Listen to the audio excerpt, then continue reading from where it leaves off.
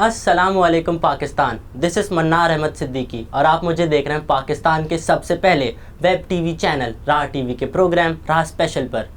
दोस्तों, आपने अक्सर अपनी सराउंडिंग में सुना होगा कि अगर कोई बंदा, कोई शख्स किसी फील्ड का एक्सपर्ट होता है, उस फील्ड में माहिर होता है तो लोग मजाकिया तौर पे, आम तौर पे कह देते हैं कि भाई इसने इस फील्ड में PhD किया हुआ है। And it totally makes sense to me because PhD is the highest degree that you can take in any field of academia, and it signifies that you have attained the maximum level of competence in that field of study. तो इस हवाले से बात करने के लिए, क्योंकि PhD जिस फील्ड में, जिस कंट्री में किसी फील्ड के एक्सपर्ट ज़्यादा होंगे, वो कंट्री उतनी ही तरक्की की तरफ गामज़न हो जाएगी। इस हवाले से बात करने के लिए आज मेरे साथ जो गेस्ट मौजूद हैं, he is an erudite personality and a PhD himself from the University of Malaysia, an eminent educationist and a PhD supervisor, Dr. Tariq जली साहब। अस्सलाम वालेकुम सर। वालेकुम सलाम। सर कैसे हैं आप? बस अल्लाह का शुक्र, आप सुनाइए। सर सबसे पहले तो बहुत बहुत शुक्रिया हमारे प्रोग्राम में तशरीफ़ लाने के लिए। सर सबसे पहले तो हमें ये बताइए कि ये PhD जो हम बात करते हैं, highest degree in any field of academia, sir क्या PhD असली में हाईएस्ट डिग्री जो अवार्ड होती है, या फिर सर जो हमने सुना है कि पोस्ट डॉक्टरेट होता है, जो PhD के बाद एक प्रैक्टिस होती है, एक सर्टिफिकेशन होता है, तो सर डिग्री के हवाले से बात करें, डिग्री सबसे हाईएस्ट कौन सी होती है? ये आपने बड़ी अच्छी बात की, मिथ एंड रियलिटी। जी sir. In reality PhD is the highest formal education. Post doctorate जो है, it is not a formal education. उसके अंदर जो है आप जाके पढ़ाते हैं और प्रोजेक्ट लिखते हैं, मगर मेन जो चीज़ होती है PhD is the highest degree. Sir सबसे पहले तो हमें बताएं कि PhD जो क्वालिफाइड PhD स्कॉलर्स होते हैं, PhD डिग्री होल्डर्स होते हैं, सर ये मुल्क की तरक्की में किस तरह से कंट्रीब्यूट कर सकते हैं? बात ये है कि किसी भी मुल्क की तरक्की का राज जो होता है वो तालीम याफ्ता लोगों में होता है। जी सर। और अगर आपके पास कम PhD हैं, अब मैं एक बड़ी अच्छी मिसाल देता हूँ। इंडिया में 20,000 PhD हर साल ग्रेजुएट हो रहे हैं, 20,000। जी सर। पाकिस्तान में मेरे ख्याल से 5, 10, 15, 20 होते होंगे। जी सर। मैं सोशल साइंस की बात कर रहा हूँ। जी सर। तो और आप देख लें कि इकॉनमी इंडिया की कहाँ पहुँच रही है और हमारी कहाँ पहुँच रही है। जी सर। तो तालीम याफ्ता लोग जो हैं वो मेजर रोल प्ले करते हैं for the development of the economy.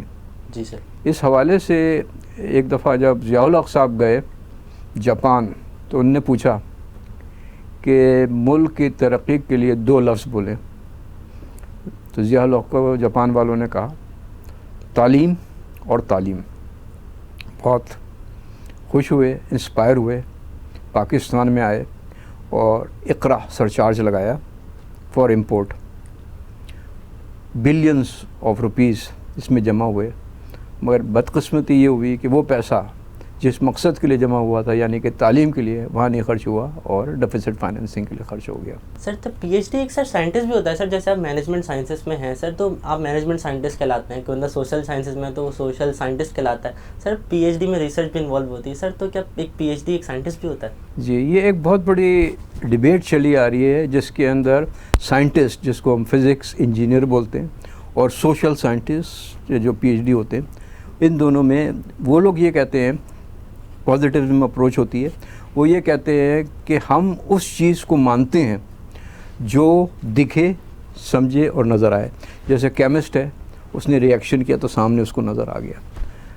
Social scientist, management science की जो रिसर्च होती है और जो थीसिस होती है, वो इनटेंजिबल फॉर्मेट में होती है, वो नज़र नहीं आती। तो उसको अक्सर लोग समझते हैं कि they are not social scientist. But जो रिगर चलता है PhD के अंदर, जो प्रोसेस चलता है, वो सारे हैं जो कि एक साइंटिस्ट को चाहिए होते हैं अपने थीसिस को प्रूव करने के लिए। So they are scientist as well. Sir जिस तरह से आप बात कर रहे थे कि इंडिया में हर साल 20,000 PhDs निकलते हैं सर क्वालिफाई होकर, सर अमेरिका में 70,000 ये फिगर है, जर्मनी में सर 30,000 है सर, इंग्लैंड में 25,000 है, और सर इंडिया में जैसे कि आपने बताया। सर पाकिस्तान इसमें कहाँ स्टैंड करता है? पाकिस्तान तो इसके अंदर लोएस्ट है, और उसकी वजह जो है, जो स्टेक होल्डर्स हैं PhD के अंदर 3 होते हैं। जी सर। एक होता है सुपरवाइज़र, एक होता है स्टूडेंट, जी, और एक तीसरी होती है इंस्टीट्यूशन। जी सर। और यहाँ के ऊपर तीनों जो स्टेक होल्डर्स हैं वो अपना पार्ट नहीं प्ले कर रहे हैं। सुपरवाइज़र हमारे पास क्वालिफाइड नहीं है, और PhD करने के बाद बहुत कम ऐसे हैं जो कि एक्चुअली सुपरवाइज़ कर रहे हैं, क्योंकि जब आप सुपरवाइज़ करते हैं तो फिर आपकी लर्निंग होती है। जी सर। क्योंकि साइंस जो इतनी तेज़ी से बदल रही है और आप अगर जो चेंजेस आ रही हैं उसको अडॉप्ट नहीं कर सकते तो आप जो है सही मायनों में सुपरवाइज़ नहीं कर सकते। इंस्टीट्यूशनल सपोर्ट के अंदर HEC भी आ जाती है। HEC जो है उनका परसेप्शन ये है कि स्टैंडर्ड बढ़ाया जाए, ठीक है, जी। And I agree with that standard होना चाहिए। मगर बाज़ इतनी ज़्यादा एडमिनिस्ट्रेटिव हिकअप लगा देते हैं कि स्टूडेंट कोर्स वर्क कंप्लीट कर लेता है और फिर अपनी PhD कंप्लीट नहीं कर पाता है because of this administrative problems. Sir तो क्या जो स्टूडेंट्स हमारे PhD नहीं कर रहे हैं सर, वो करना नहीं चाहते या अपॉर्चुनिटीज़ नहीं मिलती उनको? इसमें दोनों हैं। एक तो पाकिस्तान के अंदर अगर हम कराची के हवाले से बात करें, पहले सिर्फ कम यूनिवर्सिटीज़ थी। IBA का शायद आपको मालूम हो कि उसने 3 दफ़ा प्रोग्राम शुरू किया और तीनों बार उसने फिर उसको शेल्फ कर दिया, डोरमैट हो गया। ज़ेबिस्ट है यहाँ पे कराची में, इकरा है, माजू है, PF किट है, ये लोग काम कर रहे हैं और एनरोल्ड स्टूडेंट्स काफ़ी हैं। कोर्स वर्क भी काफ़ी लोगों ने कंप्लीट कर लिया है, मगर ग्रेजुएट कम हो रहे हैं और इसकी मेन वजह यही है कि स्टूडेंट्स इटसेल्फ भी इसको सीरियसली नहीं ले रहे हैं और सुपरवाइज़र भी सही तरीके से काम नहीं कर रहे हैं और जैसा कि मैंने कहा एडमिनिस्ट्रेटिव हिकअप्स भी वहाँ पे हैं। सर तो आपने जैसे बताया कि प्रॉब्लम्स हैं इसमें, सर तो इसके हम बेटरमेंट के लिए कौन कौन से स्टेप्स ले सकते हैं? इसके लिए सबसे पहली तो चीज़ ये है कि सुपरवाइज़र्स जो हैं they have to put their house together और उनको मेहनत करनी पड़ेगी और स्टूडेंट्स को भी मेहनत करनी पड़ेगी। और अभी ऐसा लगता है कि इस चीज़ का फ़क़दान है। मैंने माशाल्लाह अभी रिसेंटली 2 PhD सुपरवाइज़ किए हैं और इस सुपरविज़न के अंदर जो सबसे बड़ी चीज़ ये थी कि मेरी जो लर्निंग हुई वो बहुत ज़्यादा हो गई है। तो जब तक PhD सुपरवाइज़ करना नहीं शुरू करेंगे और एक्टिविटी पार्टिसिपेट नहीं करेंगे तो उनकी लर्निंग नहीं होगी। PhD is not the end, it is the starting point of research. कि यहाँ पे आने के बाद आप लोग रिसर्च पेपर लिखना शुरू करें। बहुत सारे PhD ऐसे हैं कि बस PhD कर लेते हैं और उनकी जो लास्ट रिसर्च कर होता है वो वही होता है जो उन्हें PhD थीसिस में किया होता है, उसके बाद नहीं किया होता है। अब माशाल्लाह मेरे तकरीबन 60-70 रिसर्च पेपर्स हैं, इंटरनेशनल कॉन्फ्रेंस हैं और तकरीबन हर साल माशाल्लाह मेरा टारगेट होता है कि 4-5 मेरी रिसर्च पब्लिकेशन हो। तो ये लर्निंग करनी होगी सुपरवाइज़र्स को भी, स्टूडेंट्स को भी। सर तो आपने इतने रिसर्च पेपर पढ़े सर इंटरनेशनली, सर तो कौन कौन से मुल्क में जाकर, कौन कौन सी यूनिवर्सिटीज़ में जाकर आपका एक्सपीरियंस हुआ? मैंने मलेशिया, सिंगापुर, मैं फार ईस्ट में तकरीबन हर कंट्रीज़ में जा चुका हूँ पेपर पढ़ने। सर तो PhD जो पाकिस्तान का होता है क्वालिफाई और जो अपना अमेरिका और यूरोप का होता है, सर इसके स्टैंडर्ड्स में क्या फ़र्क होता है? असल में बहुत से लोग, जैसे MBA की हम बात कर रहे हैं, जी सर, ठीक है, MBA आपके पास अच्छे भी होते हैं, ख़राब भी होते हैं, ठीक है। MBA बाहर के मुल्क के भी अच्छे होते हैं, ख़राब भी होते हैं। इसी तरीके से PhD जो है, चाहे अमेरिका का हो, चाहे इंग्लैंड का हो या पाकिस्तान का हो, अगर उसने डेवलपमेंट की है, अपनी वैल्यू एडिशन की है, तो ज़्यादा फ़र्क नहीं होगा। क्योंकि हमारा जो एक स्टैंडर्ड है उसके अंदर एक रिक्वायरमेंट ये भी है कि जब हमारी PhD थीसिस स्टूडेंट्स कंप्लीट करते हैं तो एक्सपर्ट्स का डेवलप कंट्रीज़ के एक्सटर्नल से कमेंट्स लिए जाते हैं। सर कुछ लोग PhD इल्म हासिल करने के लिए करते हैं, कुछ लोग PhD सर मैंने सुना दौलत हासिल करने के लिए भी करते हैं। सर इस बारे में क्या कहना चाहेंगे सर आप? इसका जवाब बहुत सिंपल और आसान है कि आप इल्म हासिल करने के लिए PhD करें, दौलत खुद व खुद आपके पीछे भागेगी। सर और ये जो PhD करने के बाद मुल्क को तो तरक्की होगी ही, सही है सर, एक इंडिविजुअल बेसिस पे PhD के स्टूडेंट को क्या फ़ायदा हो सकता है इसका? उसके बाद ये है कि जो रिसर्च करता है उसको वो अप्लाई कर सकता है इकोनॉमिक डेवलपमेंट में, उसकी जो रिसर्च पेपर्स हैं वो यूटिलाइज़ हो सकते हैं for policy makers and managers. Sir आपका PhD जो यूनिवर्सिटी ऑफ मलेशिया से है, सर आपका विज़न क्या था PhD करने के पहले? PhD करने क्यों किया सर आपने PhD? असल में मैं बेसिकली कॉर्पोरेट में रहा हूँ, 25-30 साल मेरा कॉर्पोरेट का एक्सपीरियंस था। Then I switch to academia. जब मैं एकेडमिया में आया तो फिर रियलाइजेशन हुई कि अगर आपको इस फील्ड के अंदर आगे बढ़ना है तो you have to have a PhD degree.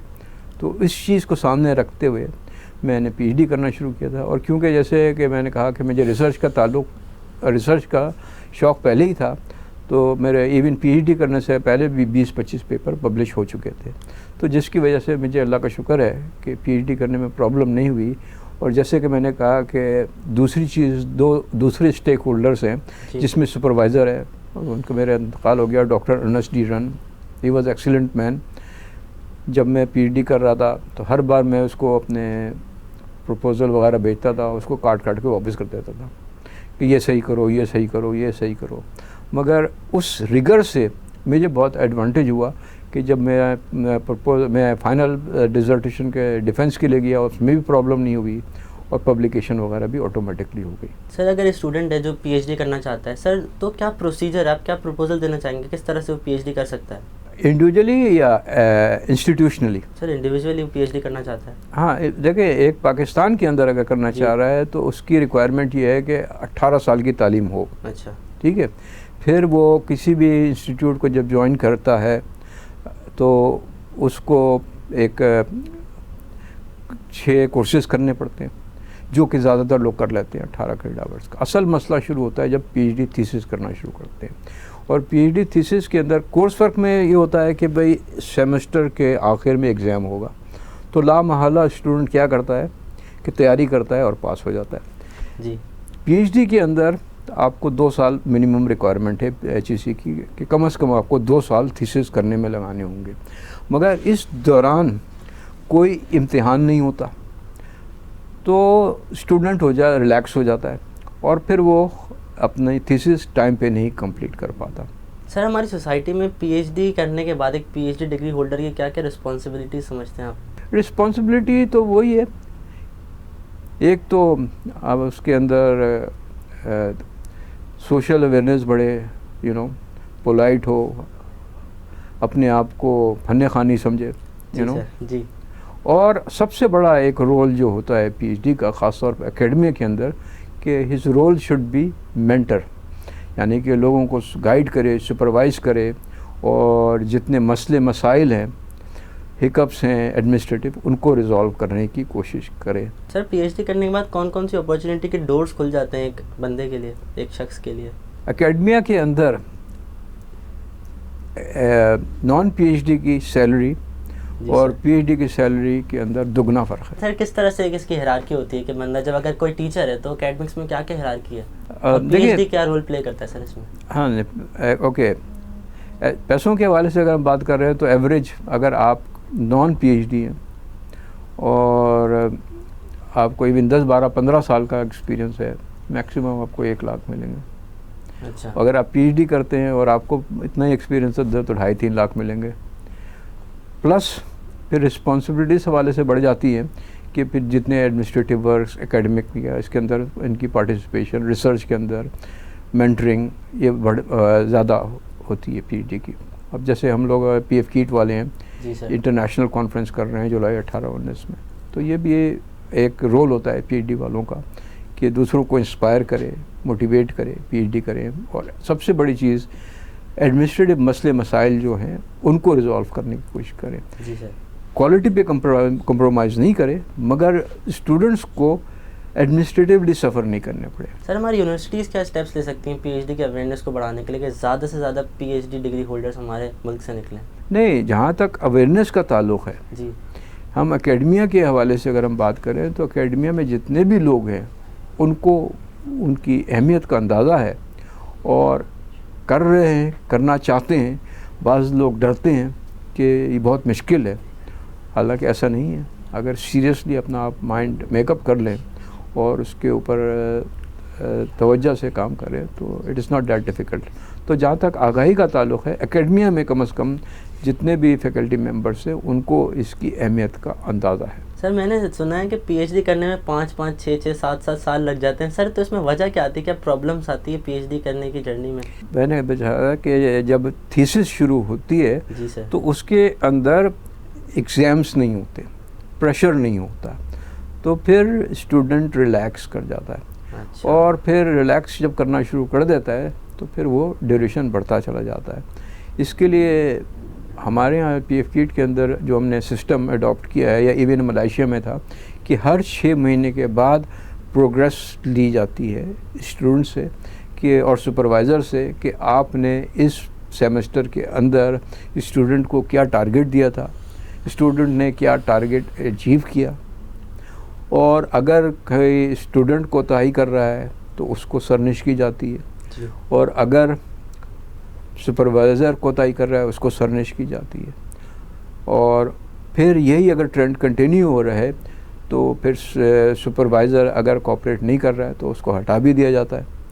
और अगर स्टूडेंट की 1.5-2 साल के अंदर सिग्निफिकेंट सब्सटेंशियल प्रोग्रेस नहीं है तो उसको भी हटा दिया जाता है। अच्छा। 5-5, 7-7, 8 साल इसलिए भी लग जाते हैं कि हमारे यहाँ एक ये सिस्टम नहीं है कि आपने 3 साल में ख़त्म करना है। सिस्टम ये होना चाहिए कि एवरी ईयर प्रोग्रेस होनी चाहिए, और जो स्टूडेंट्स प्रोग्रेस नहीं कर रहा है, सेल्फ मोटिवेटेड नहीं है, इंटरेस्ट नहीं है उसको, तो उसको पीएचडी प्रोग्राम से हटा दिया जाए। जी सर। और हमने अपने पीएफ किट के अंदर जो सिस्टम अडॉप्ट कर रहे हैं वो यही कर रहे हैं कि जब पीएचडी थीसिस शुरू हो तो हर 6 महीने बाद मॉनिटरिंग होगी, जिसमें हम एक्सटर्नल को भी बुलाएंगे ताकि वो पीएचडी की थीसिस की वो देख सके कि सही काम हो रहा है या नहीं हो रहा है, ताकि इसी वक्त जो गलतियां हैं वो दूर हो जाएं। जी सर। ये नहीं कि 3 साल गुजर जाए और उसके बाद पता लगे कि इस थीसिस के अंदर ये प्रॉब्लम है। और इंशाल्लाह हमारा प्रोग्राम यही है कि जो स्टूडेंट्स सीरियसली प्रोग्रेस नहीं कर रहे हैं उनको हम लोग हटा देंगे। इसी तरीके से जो सुपरवाइज़र हैं वो सीरियसली काम नहीं कर रहे उनको भी हम चेंज कर देंगे। सर, अगर एक बंदा, एक शख्स जो एक फील्ड में पीएचडी है, फॉर एग्जांपल सोशल साइंसेस में पीएचडी है, सर एक अमेरिकन यूनिवर्सिटी से निकलते पीएचडी, एक इंग्लैंड की यूनिवर्सिटी से निकलते पीएचडी, एक जापान की यूनिवर्सिटी से निकलते पीएचडी, सर ये पीएचडी होता है, इसमें कोई फ़र्क होता है कि यूनिवर्सिटी मैटर करती है? देखिए ना, पीएचडी तो पीएचडी होता है, रिकॉग्नाइज्ड यूनिवर्सिटी हो। जी sir. That is more important. मगर इससे ज़्यादा इम्पॉर्टेंट ये है कि you may have the degree but have you really added value to yourself और नॉट। अमेरिका में भी, इंग्लैंड के अंदर भी कम होंगे तादाद, मगर ऐसे भी पीएचडी हैं कि उन लोगों ने पीएचडी तो कंप्लीट कर लिया है मगर उन्होंने वैल्यू एडिशन नहीं किया है। जी सर। रिसर्च में इन्वॉल्व नहीं है, लर्निंग नहीं हो रही उनकी। पाकिस्तान में भी ऐसे लोग हैं मगर जो कि बहुत ज़्यादा हैं कि जिनने पीएचडी तो कर लिया है मगर वैल्यू एडिशन नहीं की है। जी। तो it does not matter where you do it from. Important thing is that whether are you able to add value to yourself or not, or whether you are willing to learn new things or not. क्योंकि PhD is not the end of research, it is the beginning of the research. Sir, हमारी HEC जो है हमारे PhD के standards को बढ़ाने के लिए, इंटरनेशनल स्टैंडर्ड्स पर लाने के लिए कौन कौन से स्टेप्स ले सकती है? उनकी 3 शर्त हैं जो कि इट मेक सेंस ऑल्सो। एक तो ये कि जो पीएचडी थीसिस है एक्सटर्नल एवल्यूएटर्स से कराई जाए जो कि डेवलप कंट्रीज़ से हों, England, America. By the way Malaysia भी अब डेवलप कंट्रीज़ में आ गया, HEC रिकॉग्नाइज़ करती है मलेशिया को भी। नंबर 2, एक्स कैटेगरी की पब्लिकेशन के अंदर आपकी थीसिस पब्लिश होनी चाहिए। तो ये HEC की रिक्वायरमेंट है, और ये रिक्वायरमेंट ऐसी है जो इस चीज़ को सब्सटेंशिएट करेगी कि आपकी थीसिस जो है वो रिक्वायर्ड लेवल की है या नहीं। मगर जैसे मैंने कहा कि just doing the PhD is not sufficient, it is the starting point of research, और उसके अंदर ये है कि फर्दर लर्निंग होनी चाहिए, और वो उसी वक्त होगी जब आप रिसर्च वर्क करेंगे, आप पीएचडी सुपरवाइज़ करेंगे। जब आप सुपरवाइज़ करना शुरू करेंगे तो आपकी और लर्निंग शुरू होगी। बदकिस्मती से हमारे यहाँ लोग पीएचडी कर लेते हैं, रिसर्च में इन्वॉल्व नहीं होते, पीएचडी सुपरवाइज़ नहीं कर रहे होते, क्योंकि पीएचडी सुपरवाइज़ कराना बड़ा हेडेक होती है। यू नो, स्टूडेंट लेके आया, आपने पढ़ा, उसको आपने रिजेक्ट कर दिया, स्टूडेंट बहुत अपसेट होता है। जी। मगर नेवरदलेस उसको at this moment of time realisation नहीं होती है कि जो रिजेक्ट कर रहा है supervisor, he is not doing it for the sake of rejection, but he is doing for the betterment of the student and for the quality of the thesis. Sir, आप अपने एक्सपीरियंस के मुताबिक PhD का trend किस तरह से देखते हैं कि हमारी per year PhD degree holders की तादाद बढ़ेगी या सर कम होती जाएगी? मैं ये कहूँगा कि बढ़ तो रही है। अच्छा। मगर जो ग्रोथ रेट होना चाहिए वो बहुत स्लो है और पैथेटिक है, आई वुड से। सर आपने जैसे फरमाया था कि PhD is the beginning of the research. Sir PhD करने के बाद एक शख्स, एक स्टूडेंट अपना नाम कैसे बना सकता है कि बाकी पीएचडीओं से अच्छा हो सकता है sir? Basically PhD is all about research, और आप ऐसे इंडेक्स थॉमसन रॉयटर्स के अंदर अपने पेपर पब्लिश करवाएं, अच्छी कॉन्फ्रेंसेस में जाएं, और सबसे इम्पॉर्टेंट है, जैसे कि मैं बार बार कह रहा हूँ, कि पीएचडी स्टूडेंट्स को सुपरवाइज़ करें। सुपरविजन जो होती है वो आपको और सिखाती है। सर जैसे कि आपने बताया था कि पीएचडी की तादाद बढ़ती चली जाएगी, सर तो पीएचडी की जब तादाद बढ़ जाएगी सर, पाकिस्तान का फ्यूचर किस तरह से देखते हैं आप? जब कभी भी मुल्क के अंदर 3 चीज़ें बहुत इंपॉर्टेंट होती हैं। एक तो खैर नॉन पीएचडी का है, फिर भी मैं आपको बता दूं कि आपके पास जो मिडिल क्लास है उसका क्वांटम कितना बड़ा है, वो ये बताता है कि इकोनॉमिक डेवलपमेंट कितनी हो रही है। पाकिस्तान का मिडिल क्लास का जो बेस है वो over a period of time decrease हो गया है, बहुत छोटा हो गया। Either in fact most of the people have migrated or shifted, are forced to shift from middle class to lower class because of the inflation and so on. और इसका reflection हमारी इकॉनमी में भी आ रहा है। आप देख लें इकोनॉमिक डेवलपमेंट हो नहीं रही है। अगर आपको याद हो, खैर आप तो you were too young, probably you were not born even then, when we are talking about 85, 86, जब हमारे पास बड़े बड़े प्रोजेक्ट्स लग रहे थे। दादा भाई, इस वक्त पाकिस्तान के जितने भी सीमेंट के सेक्टर्स में प्रोजेक्ट्स हैं, शुगर में है, इनकी फैब्रिकेशंस हो रही हैं, ऑटो के सेक्टर्स थे, ये सारे के सारे उसी ज़माने में लगे थे। अब DFIs तो है नहीं मुल्क के अंदर, तो इकोनॉमिक एक्टिविटीज़ हो ही नहीं रही है। सर फाइनली इस प्लेटफॉर्म के ज़रिए आप पाकिस्तान के वामों को क्या पॉजिटिव मैसेज देना चाहेंगे? पॉजिटिव मैसेज तो ये है कि love Pakistan and count your blessing. Sir thank you very much once again. मैं अपनी तरफ से, अपनी टीम की तरफ से और इस चैनल की तरफ से आपको बहुत बहुत शुक्रगुजार हूँ। नाजरीन, इसी के साथ मन्नार अहमद सिद्दीकी को इजाज़त दीजिए। अंटिल नेक्स्ट टाइम, अल्लाह हाफ़िज़।